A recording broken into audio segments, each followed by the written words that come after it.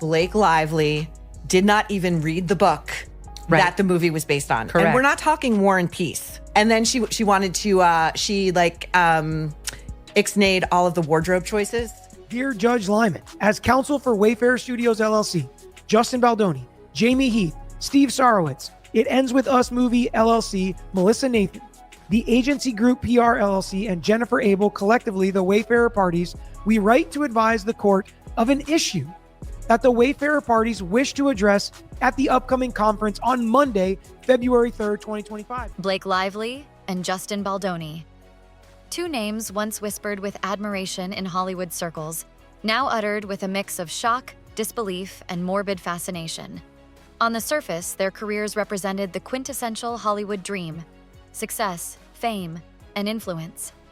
But beneath the shimmering veneer of red carpets and magazine covers, a brutal and deeply personal war erupted, exposing the predatory underbelly of the entertainment industry and leaving reputations in tatters. This isn't just another celebrity spat destined to fade from memory. It's a sprawling, multi-million-dollar legal and PR battle that has ripped through Hollywood, revealing the ruthless lengths to which some will go to protect their power and silence their accusers. Prepare to witness the illusion of Hollywood perfection shatter as we delve into the shocking truth behind the Blake Lively and Justin Baldoni clash. A cautionary tale of fame, power, and a Hollywood nightmare come to life.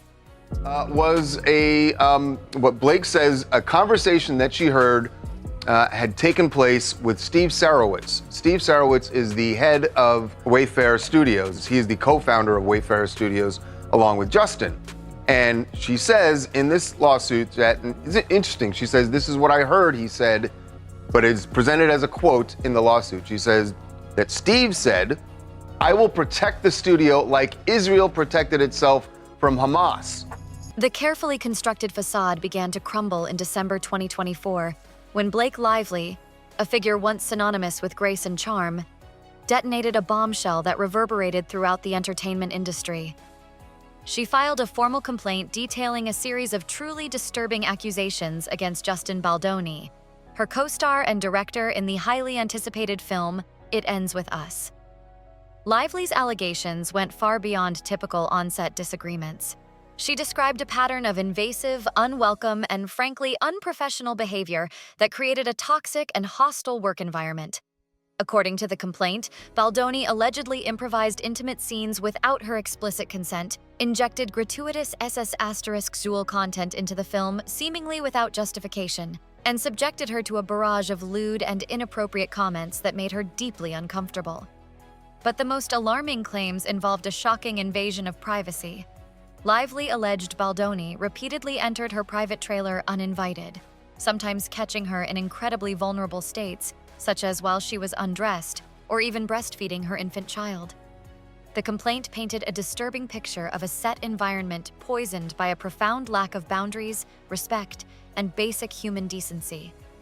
Hollywood, an industry often accused of moving at a glacial pace when it comes to accountability, reacted with surprising speed and decisiveness. Within mere hours of Lively's allegations becoming public knowledge, Baldoni was unceremoniously dropped by his powerhouse talent agency, WME, a move that sent shockwaves throughout the industry and served as a potent signal that this was not merely a he-said-she-said dispute, but a matter of grave concern taken with the utmost seriousness.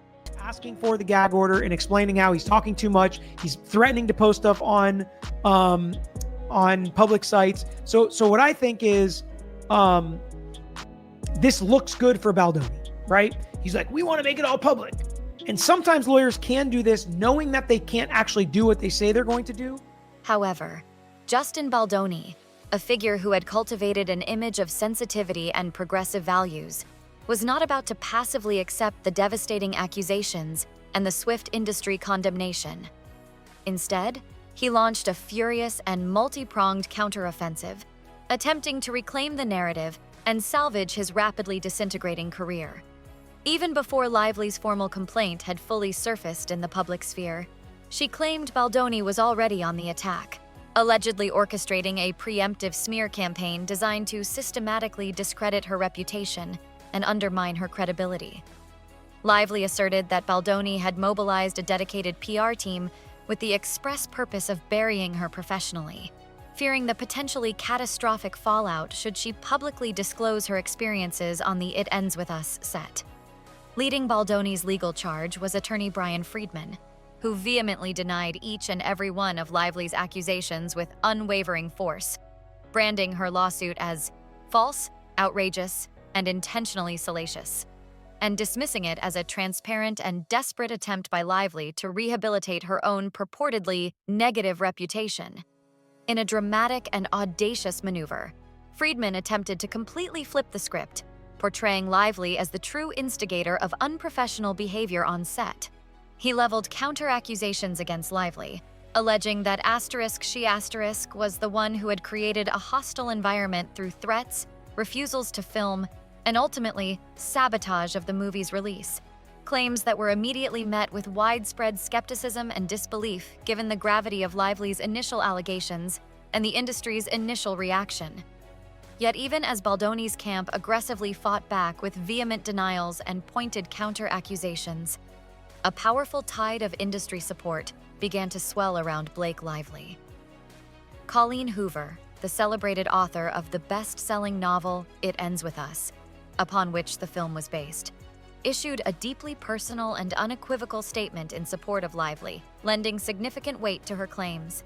The actors' union, SAG-AFTRA, rarely known for public pronouncements on individual cases, made an exceptional public intervention, applauding Lively's extraordinary courage in speaking out about what they termed startling and troubling allegations, and expressing their strong support for her determined push for safer and more respectful working conditions on Hollywood sets, including her demand for an intimacy coordinator during filming, a request that itself spoke volumes about the alleged on-set environment. Even Sony Pictures, the major studio bankrolling the film, took the highly unusual step of publicly aligning themselves with Lively, issuing a firm statement condemning any and all attempts to smear her character and declaring in no uncertain terms that such retaliatory tactics had no place in our business or in a civil society. The overwhelming initial industry reaction strongly suggested that sides were being chosen, and Justin Baldoni found himself increasingly isolated, facing a mounting wall of public and professional condemnation. He claims she tried to take over his movie because she has a history of saying, okay, I'll be the star, but what I secretly want to do is direct it and edit it and produce it. I want all the roles for me and only me. I want full control because I am a controlling bully. That Justin Baldoni, ultimately, by the time they got to the premiere, was mandated by Blake Lively to spend the night in the basement away from his co-stars and didn't even get to see the final cut of his own movie because Blake Lively insisted that she be the one to approve it. The already deeply contentious feud then plunged into even murkier and more treacherous territory as the dirty laundry, as it were, began to be aired with alarming intensity in the unforgiving glare of the public spotlight. Baldoni's former publicist, Stephanie Jones, unexpectedly entered the fray by filing her own lawsuit, claiming that she had been unjustly forced out of her professional relationship with his company, Wayfarer Studios, amidst the rapidly escalating turmoil and reputational damage. However, Jones's lawsuit was not solely focused on her personal professional grievances. It contained an explosive and potentially game-changing allegation. She asserted that her own employees had secretly conspired to orchestrate and execute the very smear campaign against Blake Lively that Lively herself had detailed in her initial complaint. And, crucially, Jones claimed to possess compelling evidence to substantiate her sensational claims. Leaked text messages and emails, purportedly recovered from a discarded phone belonging to one of the alleged co-conspirators after their termination, began to circulate within industry circles, seemingly offering a disturbing glimpse into a calculated and systematic plan to not only bury Lively's burgeoning accusations, but to actively and aggressively destroy her reputation and manage the anticipated fallout. These leaked communications, if authentic, appeared to paint a chilling picture of a concerted effort to discredit Lively, while simultaneously and strategically shifting blame for the smear campaign onto Jones herself, effectively making her a scapegoat for a much larger and more insidious operation. These explosive leaks became the linchpin of a devastating New York Times investigative exposé, chillingly titled, "We Can Bury Anyone: Inside a Hollywood Smear Machine." The article, meticulously researched and powerfully written, used the lively Baldoni feud as a harrowing case study, laying bare the alleged inner workings of crisis public relations in Hollywood. A shadowy network of publicists and operatives purportedly strategizing to ruthlessly protect their powerful clients, even if it meant systematically tearing down and silencing their accusers, as allegedly happened in Lively's case. The New York Times exposé sent shockwaves of revulsion and outrage throughout Hollywood, and the immediate fallout for Justin Baldoni was swift, severe, and profoundly damaging to his already precarious standing. He and 9 other plaintiffs, including his publicists, have brought a $250 million lawsuit against the New York Times, essentially alleging them of libel and false light invasion of privacy. So Justin Baldoni's lawyer, Brian Friedman, he told BBC's partner CBS that the newspaper aided and abetted a smear campaign designed to revitalise Lively's floundering image. In a new amended complaint and the ongoing legal battle, Lively's legal team saying the experiences of Ms. Lively and others were documented at the time they occurred, starting in May of 2023. Going on to write, Mr. Baldoni acknowledged the complaints in writing at the time. Just when it seemed the Lively Baldoni saga could not possibly descend further into the realm of Hollywood absurdity, Justin Baldoni detonated what can only be described as a legal nuclear bomb. A staggering $400 million civil lawsuit, an unprecedented act of aggression that sent shockwaves throughout the entertainment industry and beyond. But this was not merely a retaliatory countersuit aimed solely at Blake Lively. In a move that stunned legal experts and industry insiders alike, Baldoni expanded his legal assault to include Lively's husband, the A-list superstar Ryan Reynolds, and Lively's publicist Leslie Sloan, effectively escalating the personal and professional stakes to previously unimaginable heights. This was not just a countersuit. It was a full-scale, scorched earth legal assault, meticulously crafted and audaciously launched. In a sprawling and labyrinthine 179-page complaint, Baldoni accused the Hollywood power couple of engaging in a malicious and coordinated conspiracy to systematically destroy him, both personally and professionally, and to obliterate his burgeoning career as a director. He audaciously alleged that Lively's deeply serious sexual harassment claims were nothing more than a calculated and cynical ruse, a meticulously orchestrated campaign of defamation, fraud, and incredibly, even in his legal framing, civil extortion. In a breathtaking act of narrative inversion, Baldoni essentially cast himself as the true victim in this unfolding drama, portraying himself as a hapless individual caught in a predatory shakedown, orchestrated by 2 of Hollywood's most influential and powerful figures, leveraging their immense clout to ruthlessly crush him. He further amplified his counter-narrative by accusing Lively of attempting to take over his film, painting her as a power-hungry and controlling bully intent on seizing creative control and marginalizing him in his own directorial project. Adding yet another layer of legal complexity and financial risk, Baldoni, in a separate but clearly related legal action, also launched a $250 million defamation lawsuit against the New York Times, directly targeting the esteemed newspaper for its publication of the damning "We Can Bury Anyone" exposé.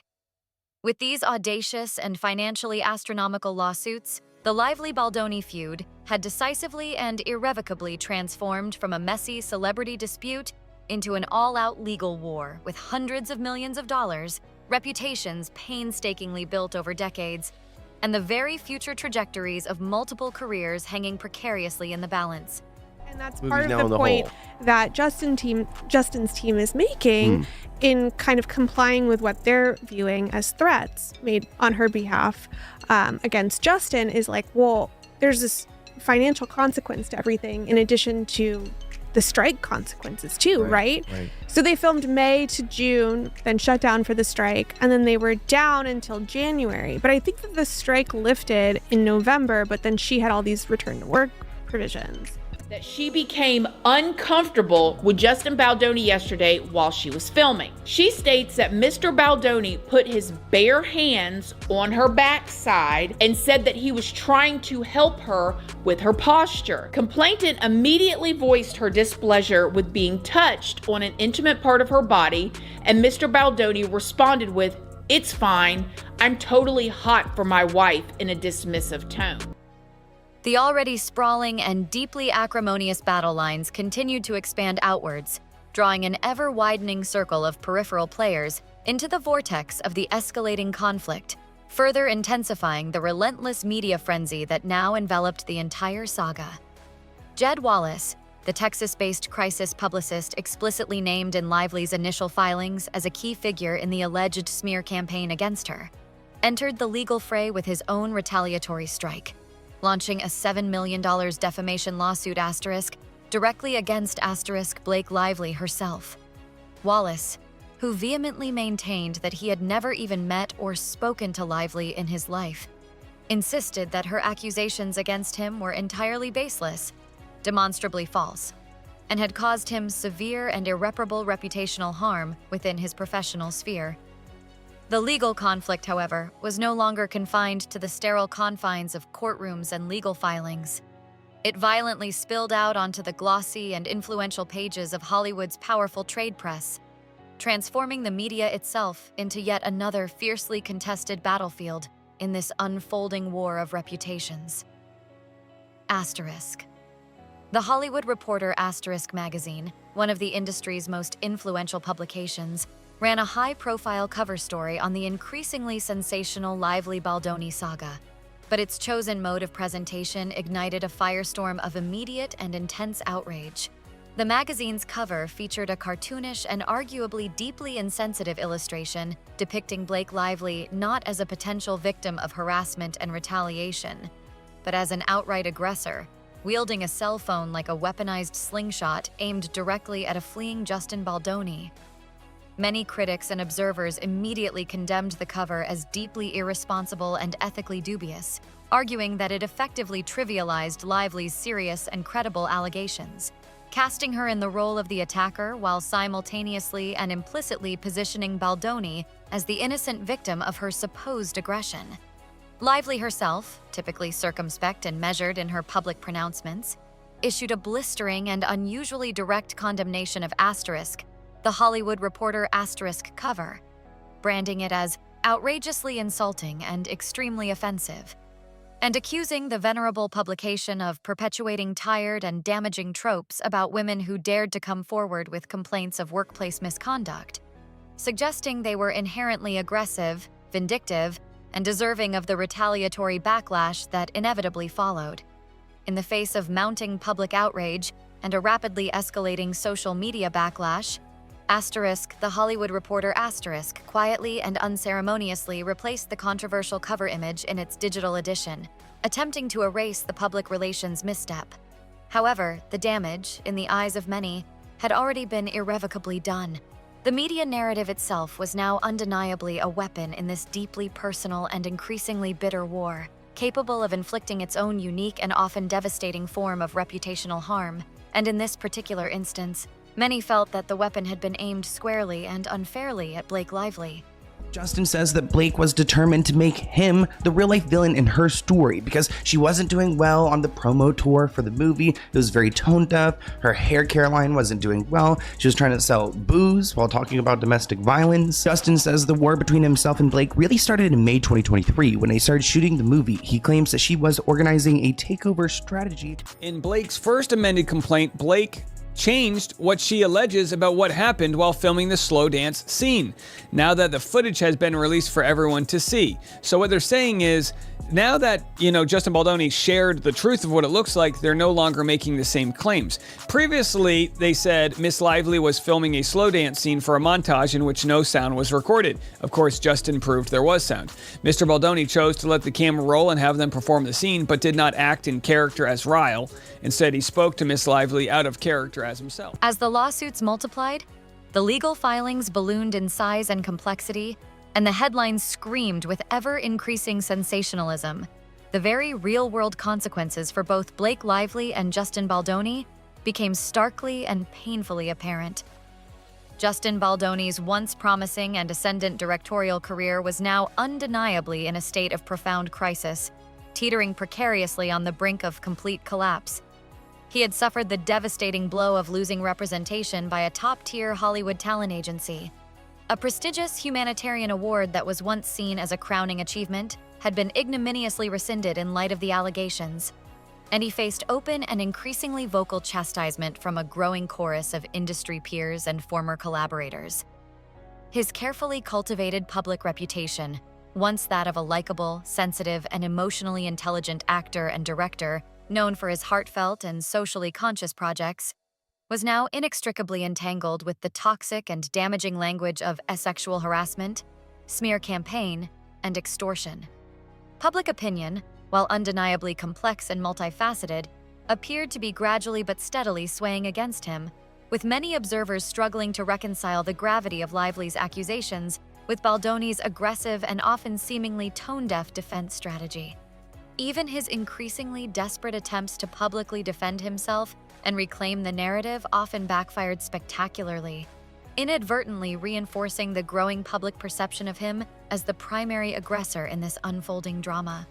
Blake Lively, while undeniably benefiting from a significant groundswell of public and industry support, also found herself navigating her own set of formidable trials and tribulations amidst the relentless media storm.